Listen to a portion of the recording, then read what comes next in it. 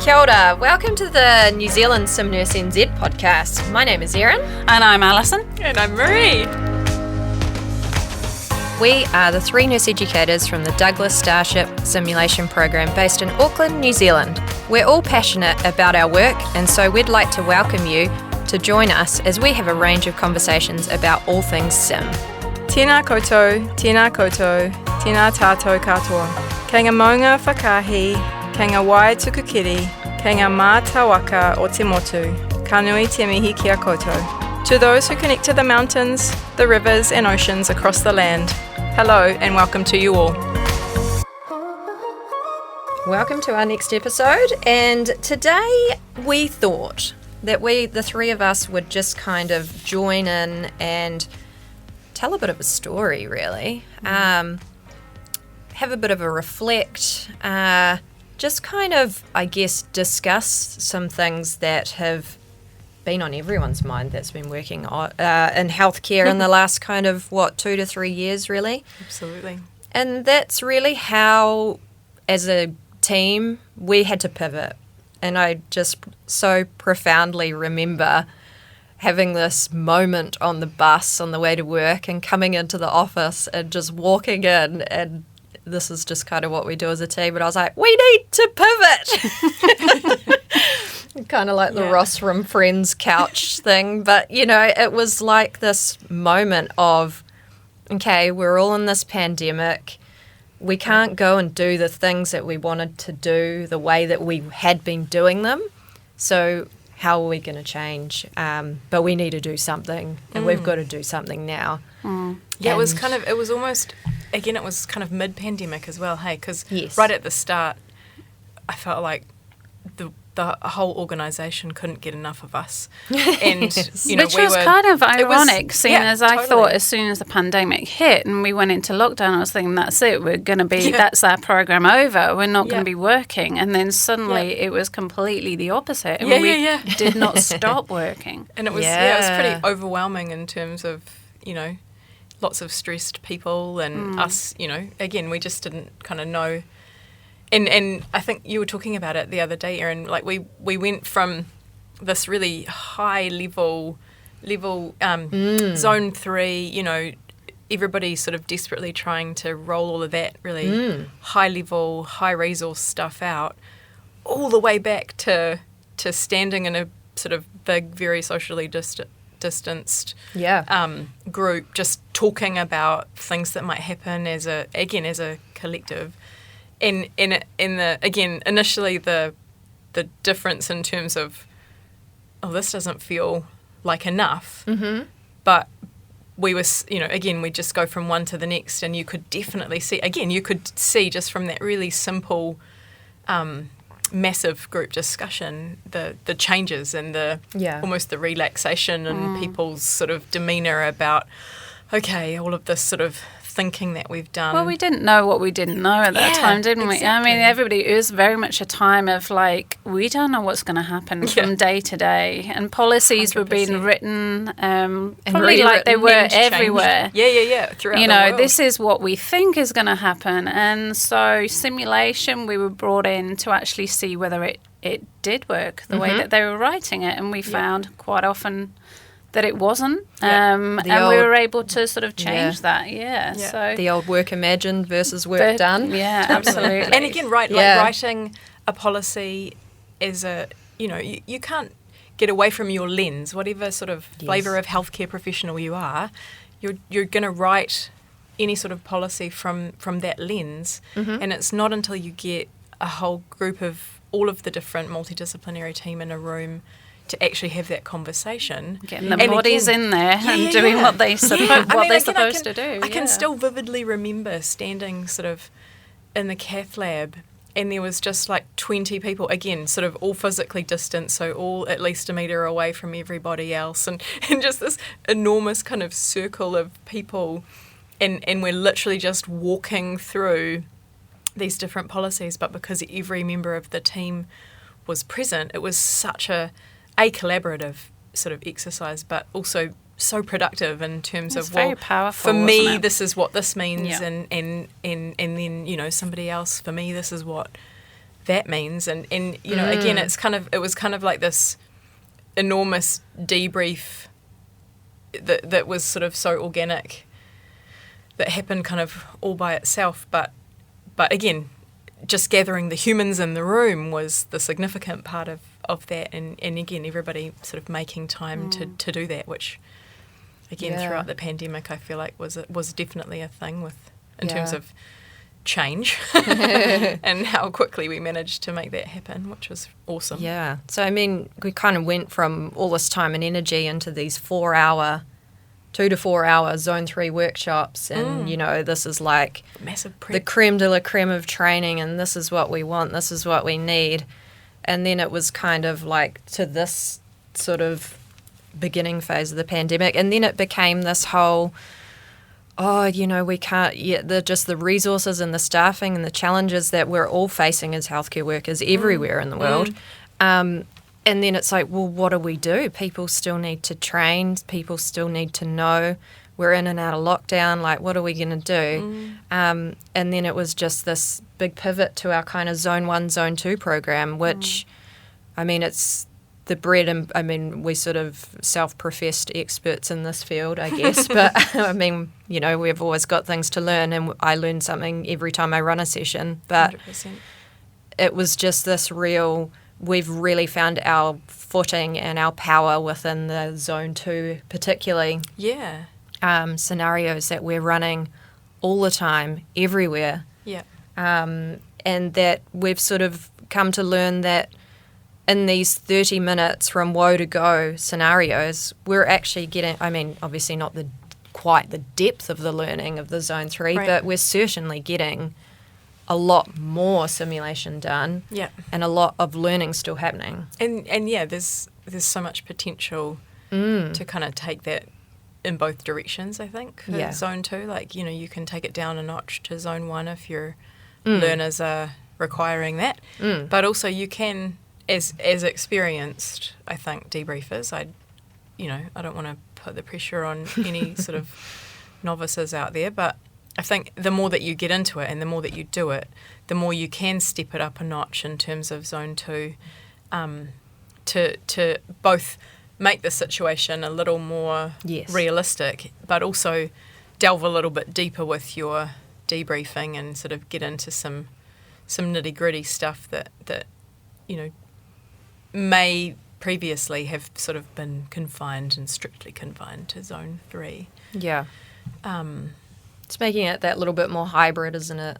Yeah. And again, sort of using what you've got in terms of resources and humans and yeah. And again, I think, you know, we even moved further again in terms of we went from doing all kinds of in-person, you know, I mean, basically what we do is in-person, right? Everything that we do is pretty much in-person, to running our teaching courses online and via Zoom, which was also really interesting in terms of us being participants in simulation and making videos and then playing videos and trying to have people debrief that. I mean, that was sort of, you know, you talk about role play, and lots of people don't appreciate or enjoy role play, but that was kind of fascinating as well. And then the amazing resource of VRR, or the virtual resource room. Yeah. Thanks, Sarah and the team in Canada. And, you know, finding that and then sort of truly, again, it's that whole collaboration thing, right? It's that whole simulation community makes sort of our resources available, and we sort of grabbed that and ran with it, and then promptly made it our own. You know, again, we're down the bottom of the world, and, you know, lots of very North American things, whilst incredibly helpful, are difficult to sell to the New Zealand crowd because they're different words, sometimes slightly different equipment, and we all get very personal about our stuff, you know? And so the difference in terms of making that stuff our own, and again, you know, sitting watching, putting people through a scenario on VRR and then having that screenshot afterwards where they all kind of look, that stunned mullet, what just happened? What did we just do? Kind of, was that even like was it really a thing? It felt like a real thing, but I'm sitting at home in front of my computer. I don't understand why this is, that sort what of just happened. Yeah. And then being able to debrief that. I remember us all kind of, not laughing at, but certainly being really surprised by how profound that experience was for the participants. I mean, it was massively profound for us trying to deliver it as well. Oh, yeah. I think I was a huge skeptic. And we're going to talk about VRR and talk with the SMO that brought it over to us later on in one of the other episodes. But I think VRR, it was something I was like, how do you get that realism? How do you get that kind of psychological kind of buy-in just by Zoom?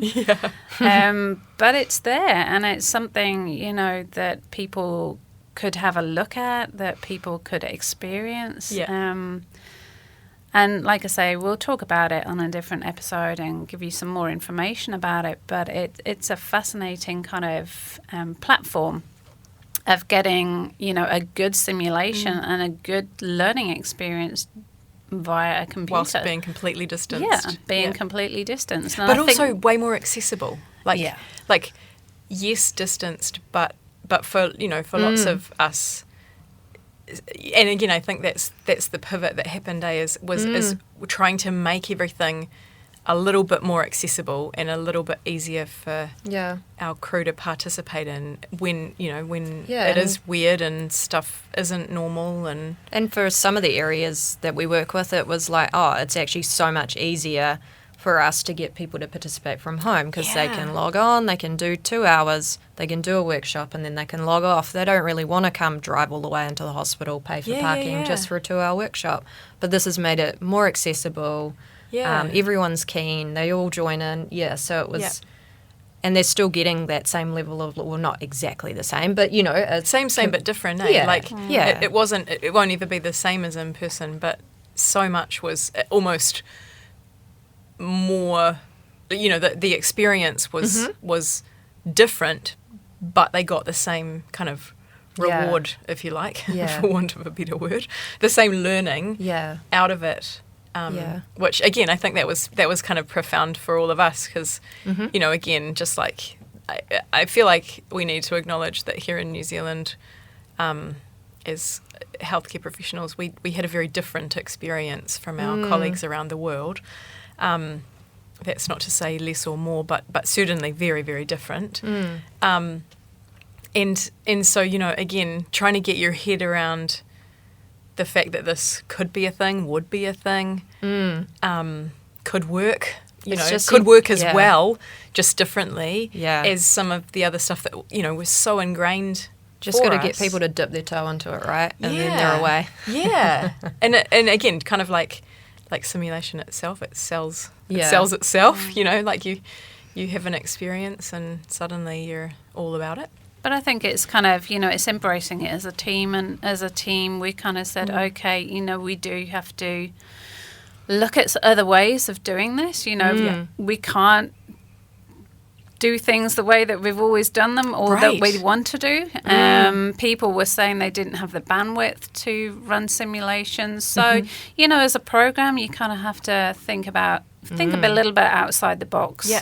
Embrace different ways of doing things. And if that means, changing from a zone 3 to a zone 1 just to get people through or looking at stuff online, 100%. You just have to keep going. And I think, as a program, that's where we've kind of found our resilience and, bouncing ideas off each other and coming up with the different ways. And, if you're kind of out there thinking, oh, God, we're finding it so hard to kind of bring everybody together. We hear this so much from a lot of areas outside of Auckland, smaller centres, we find it so hard to get people together. It's okay, well, think outside the box a little bit. Who can you get?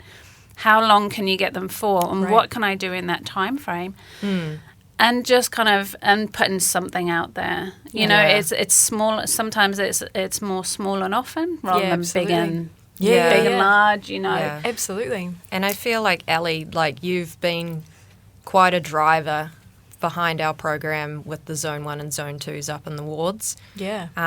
And you've really, you know, we've kept it really simple, but it's very adaptable. And I think that's really the key thing with it is the simplicity brings power, you know. Yeah, definitely. A simple seizure scenario, a simple bronchiolitis scenario. Like, I think sometimes as simulationists we want to make it like, you know, the massive transfusions. Gunshot wounds. Yeah, all the Ellie's things. a legend with the gunshot wounds. Yeah, like everyone wants to Moulage. make it bigger and better and, you know, but actually we forget sometimes what it's like to be a novice or, you know, just junior in learning. And it's also just that team working elements and just the really basic things that we love. Like Ellie, and I see you all the time really driving home this, you know, optimizing your environment, the managing the airway from the head of the bed, just the really, really simple things. And obviously we know that the money is with the multidisciplinary team training.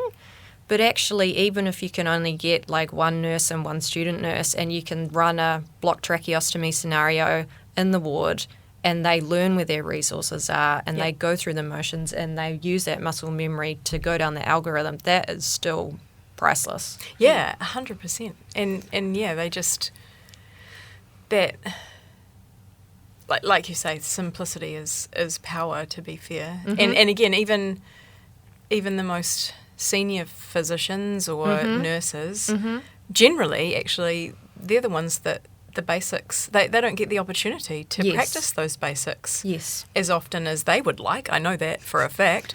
And so, you know, just taking that time and opportunity to...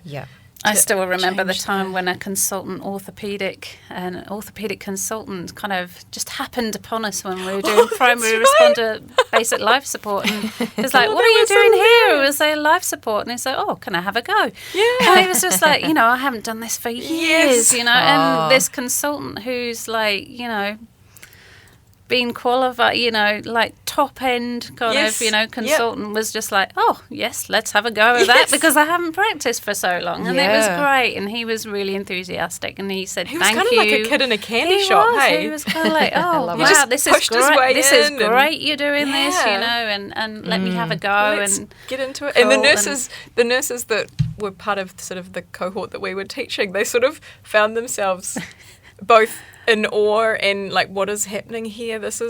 I wasn't expecting that, but it added to that profundity of this is significant. Like this is, you know, one of your bosses who legitimately, like, you can genuinely see he's excited to be practicing these skills, and you know.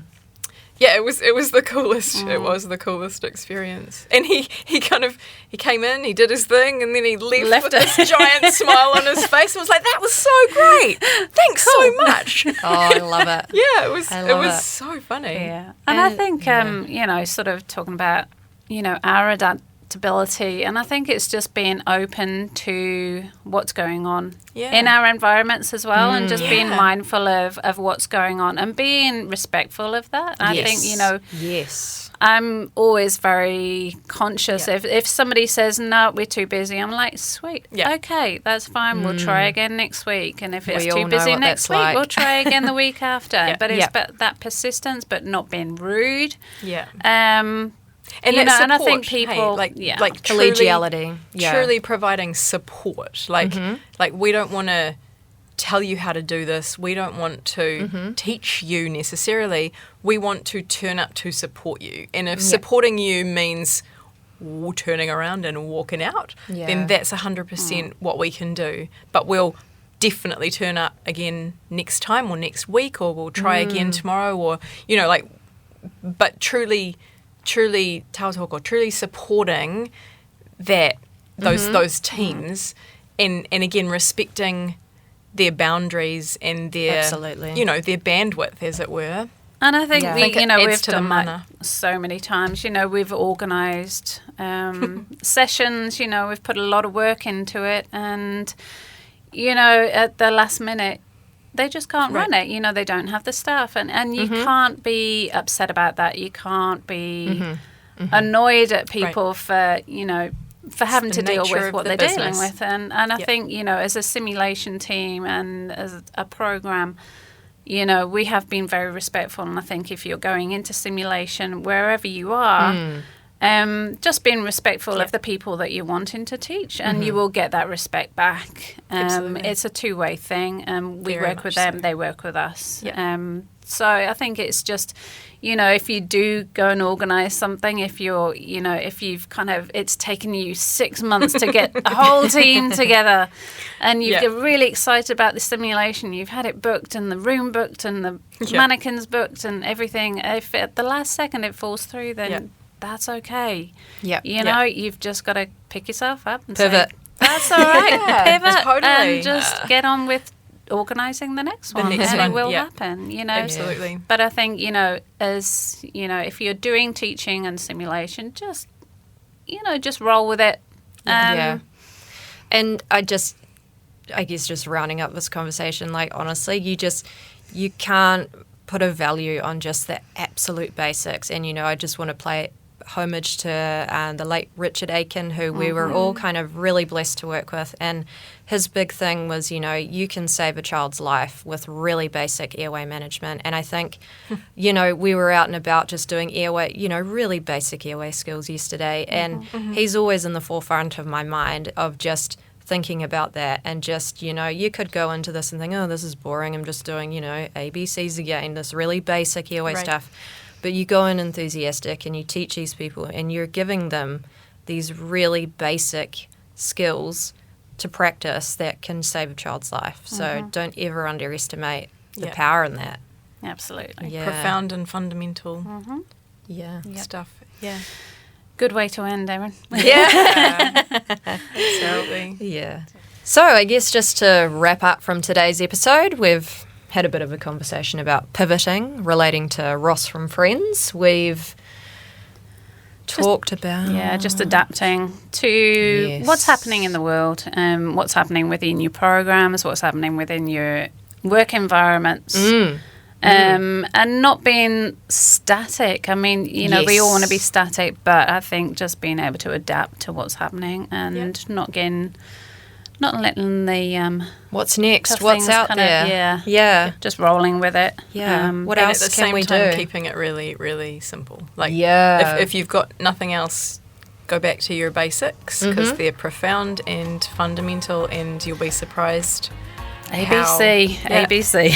Be So much surprised. power in the simple. Yeah. Like, really. Yeah, it still blows my mind Yep. how much power is in simple. And also just being respectful of who you're collaborating with, respecting their no, respecting their boundaries. Awesome.